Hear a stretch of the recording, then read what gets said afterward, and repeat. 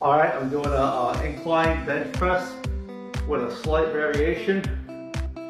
I'm using these bands here that I have locked into my weights, and I'm gonna put it in between my arms right here. Right, so as I come up, I'm gonna get more of a squeeze in my pecs.